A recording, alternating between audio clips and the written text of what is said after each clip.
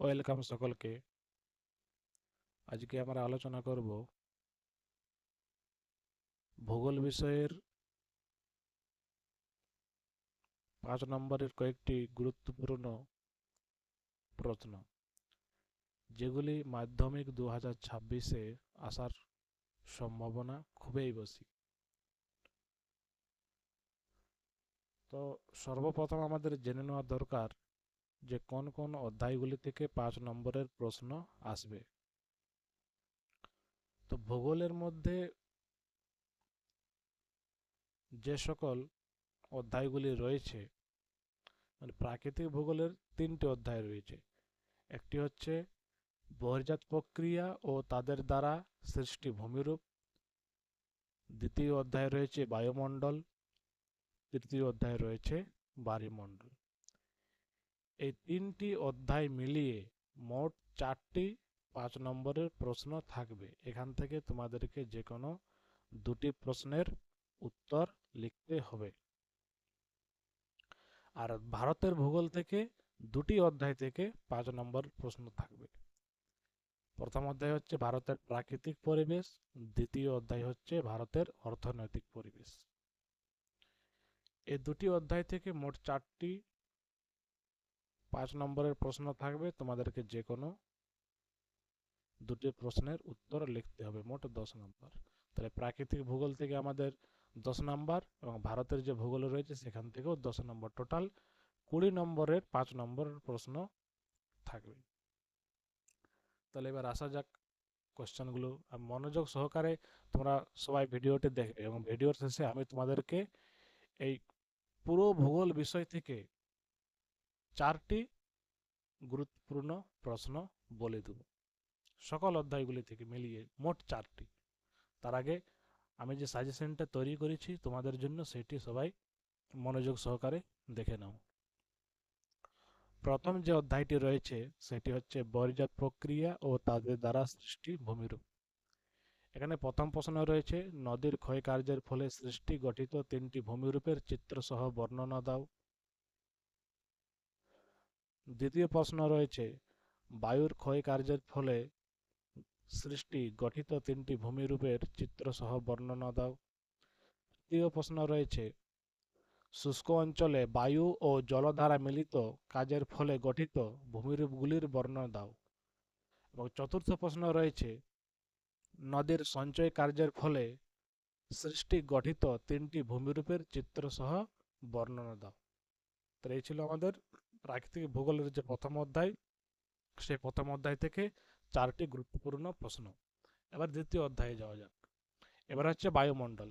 তো বায়ুমণ্ডল থেকে মোট 5টি কোশ্চেন আমি নিয়ে এসেছি। তার মধ্যে প্রথম প্রশ্ন হচ্ছে, বায়ুমণ্ডলের উষ্ণতার তারতম্যের প্রধান 5টি কারণ লেখো। 2 নম্বরের প্রশ্ন হচ্ছে, বিশ্ব উষ্ণায়নের প্রভাবগুলি উদাহরণ সহ লেখো। তৃতীয় প্রশ্ন হলো, শৈলক্ষে বৃষ্টিপাত কিভাবে ঘটে, তার প্রক্রিয়া, উদাহরণ ও চিত্র সহ বর্ণনা করো। অথবা বৃষ্টিপাতের শ্রেণীবিভাগ করে শৈলক্ষে বৃষ্টি ও পরিচলন বৃষ্টি সম্পর্কে চিত্র সহ আলোচনা করো। চতুর্থ প্রশ্ন হচ্ছে, পৃথিবীর নিয়ত বায়ুপ্রবাহের উৎপত্তি ও গতিপথ চিত্রসহ ব্যাখ্যা করো। এবং পঞ্চম প্রশ্ন হচ্ছে, নিয়ত বায়ুপ্রবাহের সঙ্গে চাপ বলয়ের সম্পর্ক লেখো। এই ছিল বায়ুমণ্ডল থেকে 5টি প্রশ্ন।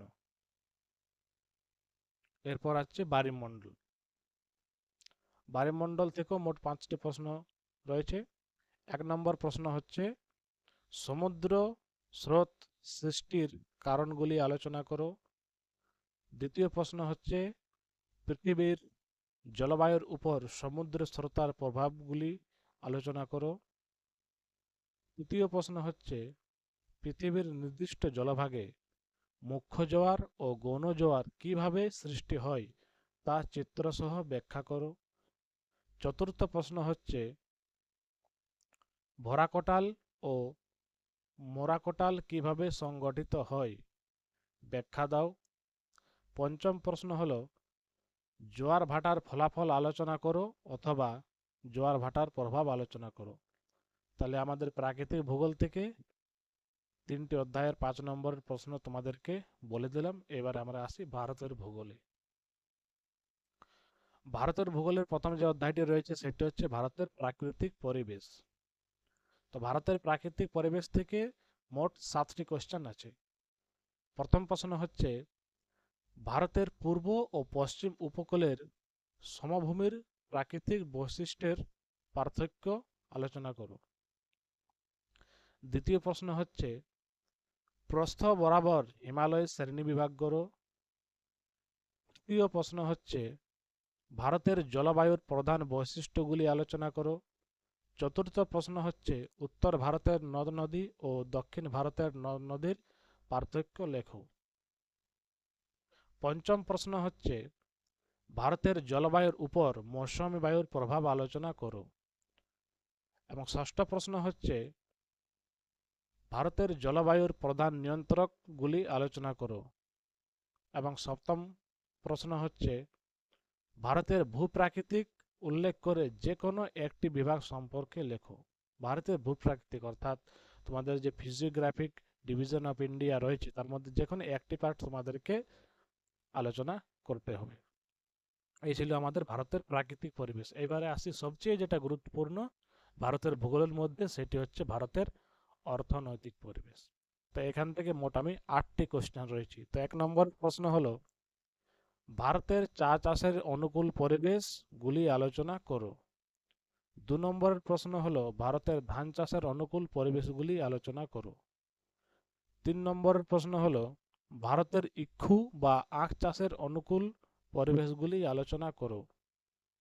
4 নম্বরের প্রশ্ন হলো ভারতের কার্পাস চাষের অনুকূল পরিবেশগুলি আলোচনা করো। 5 নম্বরের প্রশ্ন হলো পূর্ব ও মধ্য ভারতের লৌহ ইস্পাত শিল্প কেন্দ্র গড়ে ওঠার কারণগুলি আলোচনা করো।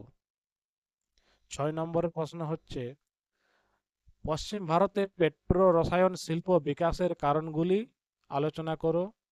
7 নম্বরের প্রশ্ন হচ্ছে ভারতের পশ্চিমাঞ্চলে কার্পাস বয়ন শিল্প কেন্দ্রীভবনের কারণগুলি লেখো। 8 নম্বরের প্রশ্ন হচ্ছে ভারতের জনসংখ্যা অসম বন্টনের 5টি প্রধান কারণ আলোচনা করো। তো এই ছিল আমাদের সাজেশন। এবার আমি তোমাদেরকে এই সকল সাজেশনগুলি থেকে 4টি ইম্পর্ট্যান্ট প্রশ্ন বলবো। এগুলি আমার ধারণা, তোমরা এই সকল প্রশ্নেরই উত্তর মুখস্থ করে নিবে। তো আমি তোমাদের একটি সাজেস্ট করব যে ভারতের ভূগোলের যে 2টি অধ্যায় রয়েছে, এই ভারতের প্রাকৃতিক পরিবেশ আর অর্থনৈতিক পরিবেশ, তো তোমরা ভালো করে ভারতের অর্থনৈতিক পরিবেশটা যদি ঠিকভাবে করে নিও তাহলে ভারতের এই প্রাকৃতিক পরিবেশটা তোমাদেরকে করার দরকার নেই। কারণ এই ভারতের ভূগোল থেকে মোট 4টি প্রশ্ন থাকবে, তার মধ্যে 2টি প্রশ্ন এই অর্থনৈতিক পরিবেশ থেকে থাকবেই থাকবে।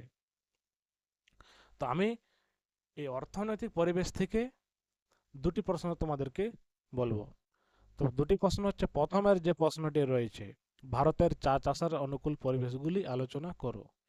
এই প্রশ্নটি এই বছর টেস্টে অনেক স্কুলে এসেছে এবং এটি আসার মাধ্যমিক 2026-এ আসার খুবই সম্ভাবনা রয়েছে। এবং লাস্টের যে প্রশ্নটি রয়েছে ভারতের জনসংখ্যা অসম বন্টনের 5টি প্রধান কারণ আলোচনা করো।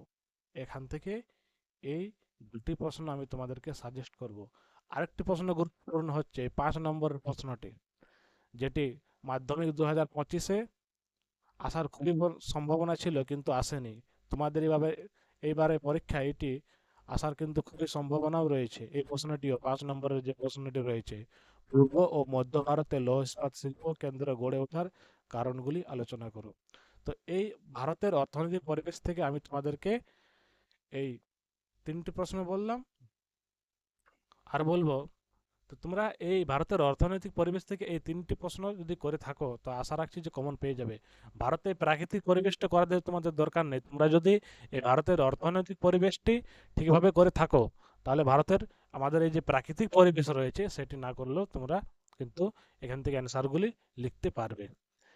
এবং এই যে বায়ুমণ্ডল থেকে যে 5টি প্রশ্ন রয়েছে এখান থেকে সব থেকে যেটি গুরুত্বপূর্ণ প্রশ্ন সেটি হচ্ছে ১ নম্বর প্রশ্নটি, সমুদ্র স্রোত সৃষ্টির কারণগুলি আলোচনা করো। এটি কিন্তু টেস্ট পেপারে অনেকবার দেওয়া আছে এবং এটি কিন্তু মাধ্যমিক অনেকবারও এসেওছে। এই ভারতের সরি বায়ুমণ্ডল অধ্যায় থেকে এই যে ১ নম্বর যে প্রশ্নটি রয়েছে, সমুদ্র স্রোত সৃষ্টির কারণগুলি আলোচনা করো। এবং বায়ুমণ্ডল থেকে এখান থেকেও ওই যে প্রথমের প্রশ্নটি, বায়ুমণ্ডলীয় উষ্ণতার তারতম্যের প্রধান ৫টি কারণ। আর এই যে প্রথমের যে অধ্যায়টি রয়েছে, তো এবারে এটা 99% আসার সম্ভাবনা ১ নম্বরের প্রশ্নটি, নদীর ক্ষয় কার্যের ফলে গঠিত ৩টি ভূমিরূপের চিত্রসহ বর্ণনা দাও। তাহলে এই ছিল আমাদের আজকের সাজেশন। এইগুলি তোমরা যদি মুখস্থ করে নিও এই সকল সাজেশনটা, তো আমি তোমাদেরকে গ্যারেন্টি সহকারে বলছি এখান থেকে তোমরা সকল ৫ নম্বর প্রশ্নের কমন পেয়ে যাবে। থ্যাংক ইউ সবাইকে।